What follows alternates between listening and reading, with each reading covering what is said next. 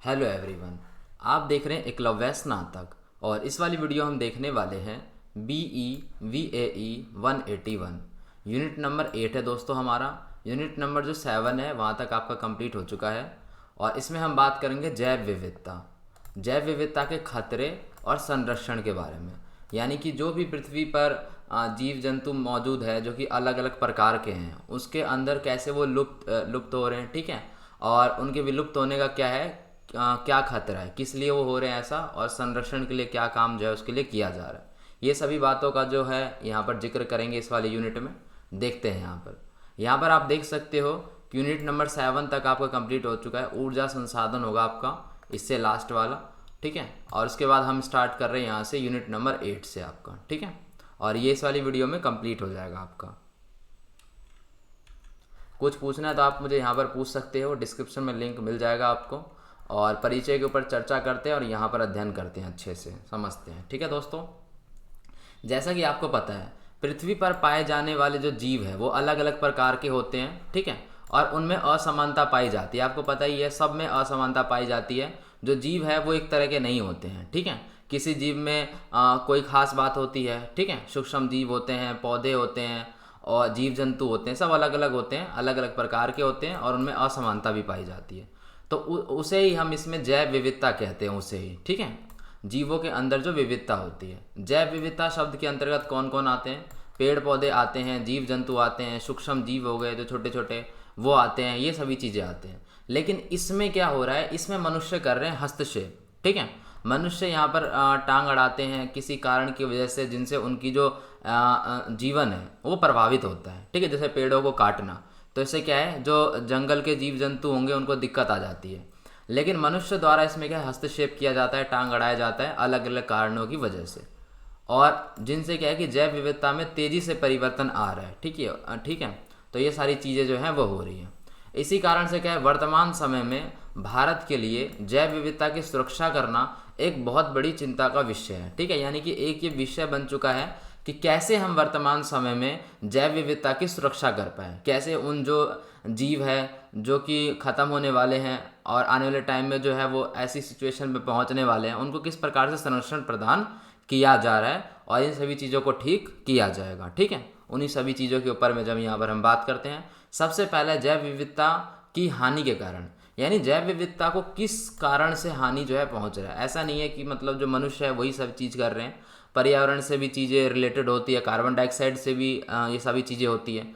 तो इसे ही हम देखते हैं कि इसके हानि के कारण क्या क्या है, उसे थोड़ा यहाँ पर समझने का प्रयास करते हैं। देखिए, वातावरण में क्या है, कार्बन डाइऑक्साइड की जो मात्रा है वो बढ़ रही है, ठीक है, उसमें बदलाव हो रहा है, इसका मतलब कि वो बढ़ रही है, तो इससे भी दिक्कत है। तो कार्बन डाइऑक्साइड, जैसे कि आपको पता है, इसका श्रेय तो मनुष्य को ही जाता है, क्योंकि मनुष्य की वजह से ही कार्बन डाइऑक्साइड जो है वो बढ़ रही है।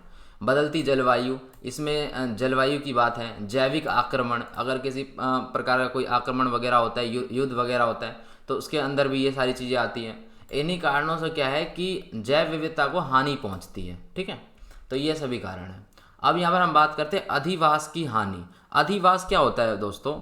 अधिवास जो है वो जगह होती है जहाँ से क्या है, जो प्रजातियाँ हैं वो भोजन प्राप्त करती है और घर होता है उनका, आवास होता है, तो उसी को हम अधिवास कहते हैं। यानी कि जहाँ प्रजातियों को भोजन मिले और आवास मिले। तो इसका जो हानि हो रहा है ये भी एक बहुत बड़ी प्रॉब्लम है। इसी से क्या है, यहाँ पर विलुप्त होने की समस्या जो है वो ज़्यादा बढ़ती है, ठीक है। इसे समझते हैं हम, ये इंपॉर्टेंट है, अधिवास की हानि।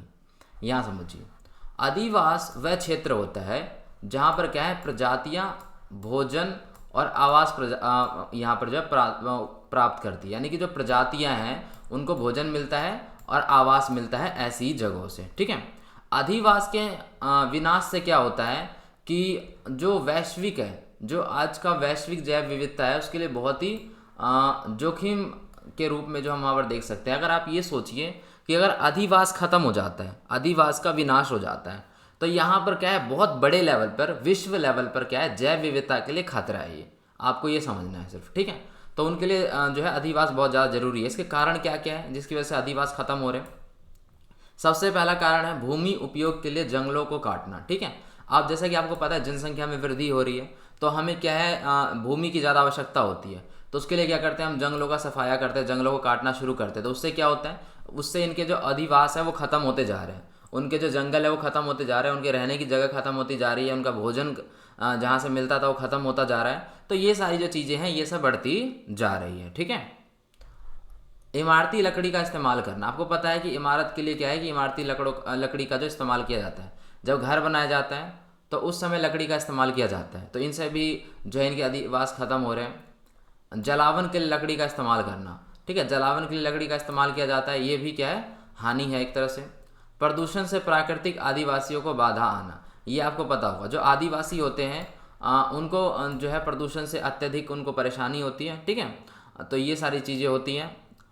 और अधिवासों के विनाश होने के कारण क्या होता है, जो आज की प्रजातियां हैं इनकी संख्याएं कम हो रही है और ऐसा अनुमान लगाया जा रहा है कि विलुप्त हो जाएंगे। ठीक है, उन पे विलुप्त होने का जो खतरा है वो मंडरा रहा है आदिवास के ख़त्म होने के कारण। और ये जो आदिवास है ये ख़त्म क्यों हो रहा है, आदिवास जो है ख़त्म क्यों हो रहा है, क्योंकि इसके पीछे कई सारे कारण हैं जिसमें मनुष्य जो है वो मेन कारण है। तो अब इस चीज़ को कैसे रोका जाए, अब इसके लिए लाए जाए जो अलग अलग विकल्प होते हैं। जैसे मान के चलिए कि यहाँ पर इमारती लकड़ी की जगह किसी और प्रकार की चीज़ों का इस्तेमाल किया जाए। ठीक है, जलावन के लिए लकड़ी का इस्तेमाल ना किया जाए, यहाँ पर कुछ और अलग विकल्प प्रदान किए जाए। तो ऐसी चीज़ें जो है हो रही है हमारे सामने, आपको पता ही होगा। ठीक है, अब हम बात करते हैं यहाँ पर मनुष्य और वन्य जीव संघर्ष, यानी जो मनुष्य है, ठीक है, इनका और जो वन के जो जीव है इनका आपस में बीच में संघर्ष हो जाता है। आपने सुना होगा और आपने देखा होगा कि कभी कभार क्या होता है, जैसे हमारे गांव में खेत होते हैं, ठीक है, उसमें फसल होते हैं, तो उस फसल को आपने देखा होगा जंगली जानवर आके उसे बर्बाद कर देते हैं, उसे तबाह कर देते हैं। ऐसा क्यों होता है, इसके बहुत सारे कारण हो सकते हैं, लेकिन मेन कारण क्या है कि उनकी घर को हमने ख़त्म कर दिया, यानी उनके घर को हमने नुकसान पहुंचाया। आपने उनके जंगल को सफाया कर दिया। ठीक है, तो अब जंगल का सफाया कर दिया तो वो कहाँ जाएंगे, तो क्या है, उनकी जब जगह कम पड़ती है तो वो क्या है, वो फिर वो बाहर की तरफ आते हैं जहाँ पर क्या है मनुष्य जाति रहती है। ठीक है, तो वहाँ पर इस तरीके की चीज़ें होती है। मतलब अगर हम उसे उनके घर में छोड़ दें अकेला, उनको डिस्टर्ब ना करें, तो वो हमें भी डिस्टर्ब नहीं करेंगे। कई सारे कारण होते हैं, उनमें से ये कारण ये भी है जो मैंने आपको बताया।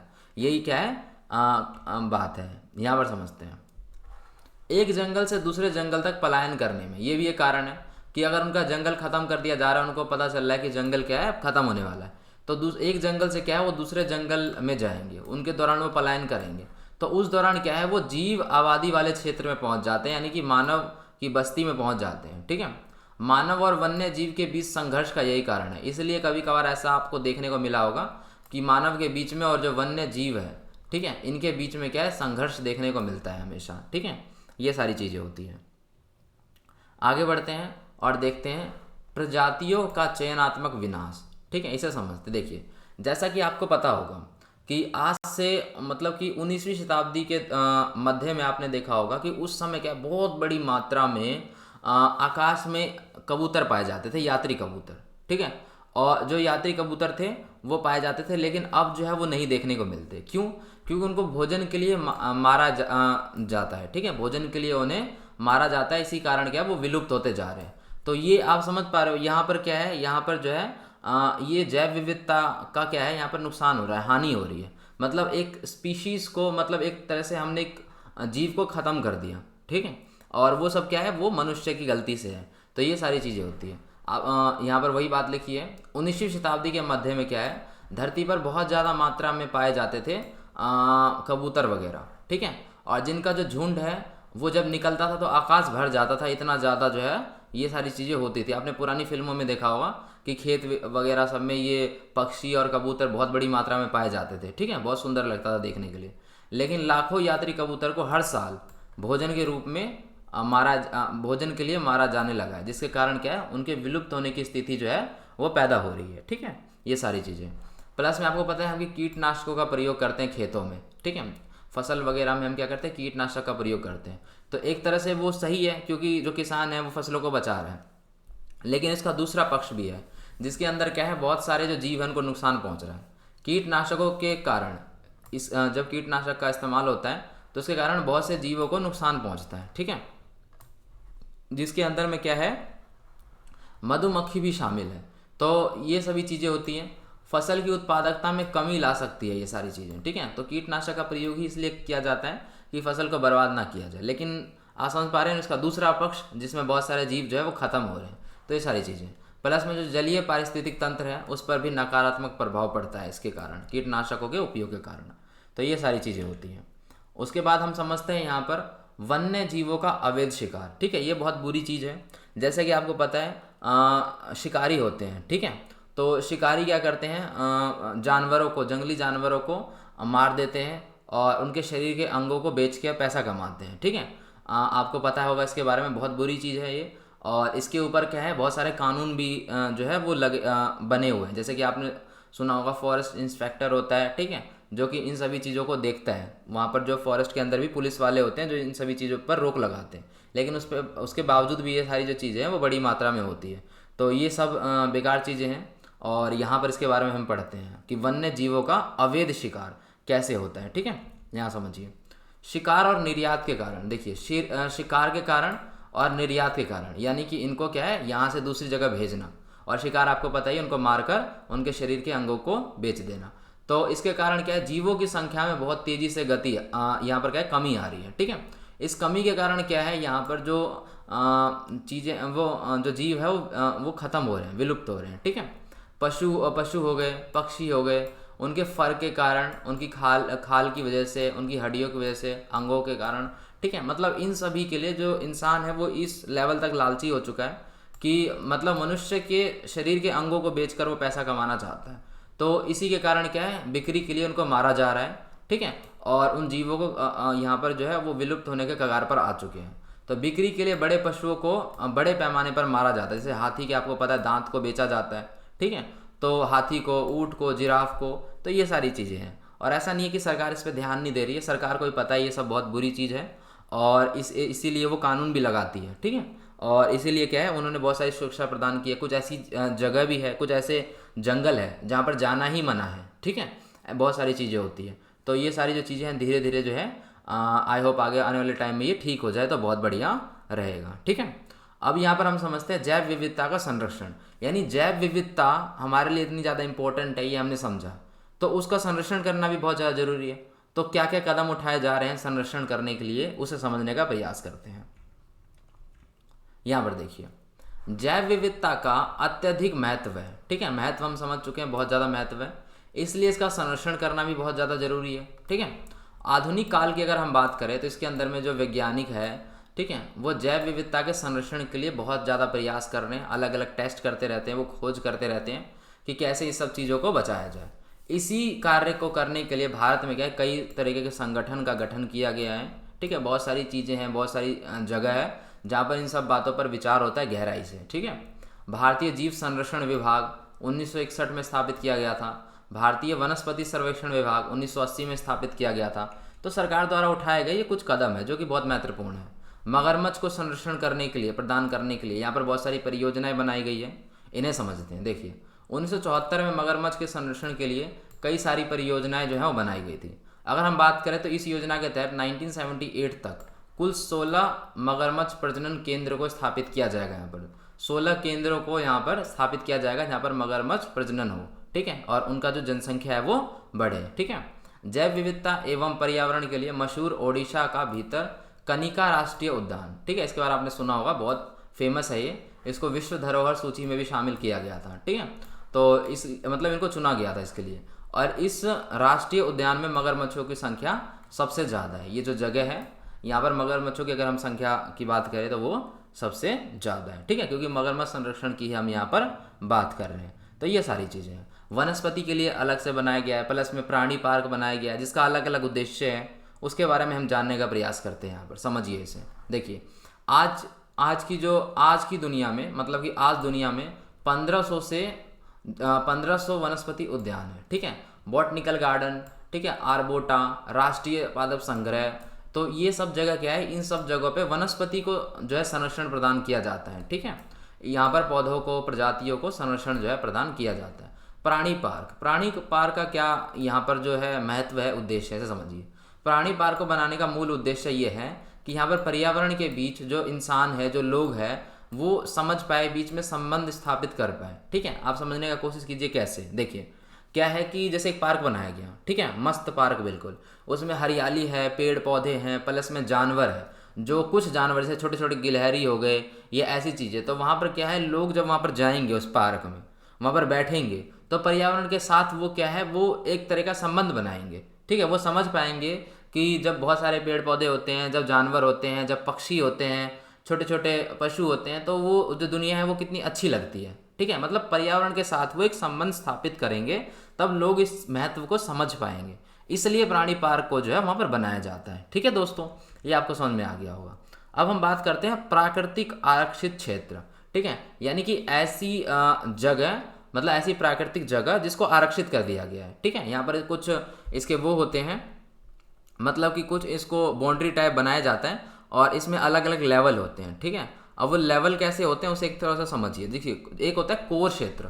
ये जो कोर क्षेत्र होता है ये सबसे इंपॉर्टेंट होता है, और यहाँ पर जो जानवर सब है वो बहुत ज़्यादा सेफ होते हैं। ठीक है, यहाँ पर जो जिसको भी रखा गया वो बहुत ज़्यादा सेफ होते हैं, उनके लिए बढ़िया जगह है ये, और यहाँ पर सिर्फ सरकारी अधिकारी जा सकते हैं। उसके बाद होता है दूसरा लेवल, जो दूसरा क्षेत्र होता है उसे कहते हैं बफर क्षेत्र, ये इसके आगे होता है। ठीक है, इसमें क्या है, इसमें लोग जो है देख सकते हैं चीज़ों को। ठीक है, शोध कर सकते हैं, रिसर्च वगैरह ये सारी चीज़ें होती है, दूसरा लेवल है। उसके बाद होता है अंतिम लेवल यहाँ पर। ठीक है, जो जो इसका ये सबसे बड़ा वाला भाग होता है यहाँ पर। तो इसके अंदर क्या है, इसके अंदर सबसे पहली बात तो बहुत बड़ा होता है, और मनोरंजन के लिए यहाँ पर जंगलों को स्थापित किया जाता है, और बहुत सारी जो चीज़ें होती हैं वहाँ पर डाला जाता है। यानी आप समझ पा रहे हो, 3 क्षेत्र। पहला यहाँ पर जो मेन है इसे कहते हैं कोर क्षेत्र, दूसरे वाले को बफर क्षेत्र जो इसके यहाँ पर आगे होता है, और एक होता है सबसे बड़ा तीसरा वाला। ठीक है, जिसे हम कहते हैं संक्रमण क्षेत्र। ठीक है, तो ये आपको समझ में आ गया होगा। तो ऐसे करके होता है, आप समझते हैं इसको सबसे पहले कि किसके अंदर क्या होता है। तो प्राकृतिक आरक्षित क्षेत्र जैव विविधता को संरक्षण प्रदान करने के लिए बहुत ही ज़्यादा जरूरी है। इसके अंदर क्या है कि जैव विविधता को बढ़ते बिना, जैसे कि हमने देखा कि जैव विविधता का विनाश हो रहा है। ठीक है, तो जैव विविधता के बढ़ते विनाश से प्राकृतिक स्थानों को आरक्षित रखा जा रहा है। ठीक है, उसके लिए सबसे पहले बनाया गया यहाँ पर कोर क्षेत्र। ये जो कोर क्षेत्र है ये वन्य जीवों के लिए, जो वन के जो जीव हैं उनके संरक्षण के लिए सबसे बढ़िया है और सबसे सुरक्षित माना जाता है। क्यों? क्योंकि इसके अंदर जो सरकारी अधिकारी है केवल वही जा सकते हैं, कर्मचारी है वही जा सकते हैं, इसके अलावा वहाँ पर कोई जा ही नहीं सकता है। ठीक है, तो वो ये जंगली जानवरों के लिए क्या हुआ, बहुत ज़्यादा सुरक्षित हुआ। ठीक है, प्लस में अगर हम यहाँ पर बात करें बफर क्षेत्र की, तो बफर क्षेत्र क्या है, कोर क्षेत्र के चारों ओर रहता है। ठीक है, जैसे मान के चलिए ये क्या है, कोर क्षेत्र है, तो बफर क्षेत्र इसके चारों ओर होता है। ठीक है, जिसमें क्या है कि शोध होता है, परंपरागत उपयोग वगैरह सब इसमें जो काम है वो होते हैं। संक्रमण क्षेत्र, संक्रमण क्षेत्र क्या होता है, ये सबसे बाहरी वाला होता है, जो सबसे बड़ा होता है और बाहरी भाग होता है खुला हुआ और सबसे बड़ा। ठीक है, इसके अंदर मनोरंजन के लिए क्या है, प्रबंधित जंगलों को शामिल किया गया है और बहुत सारी जो चीज़ें हैं ये सब है। ठीक है, तो आपको समझ में आ गया होगा।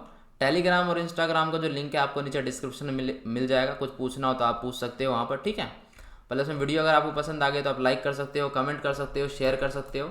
ठीक है, चैनल को सब्सक्राइब करके बेल नोटिफिकेशन आइकन को प्रेस कर दे, जिससे नई वीडियो की नोटिफिकेशन है आप तक पहुँचती रहेगी। तो धन्यवाद दोस्तों, मिलते हैं नेक्स्ट वीडियो में।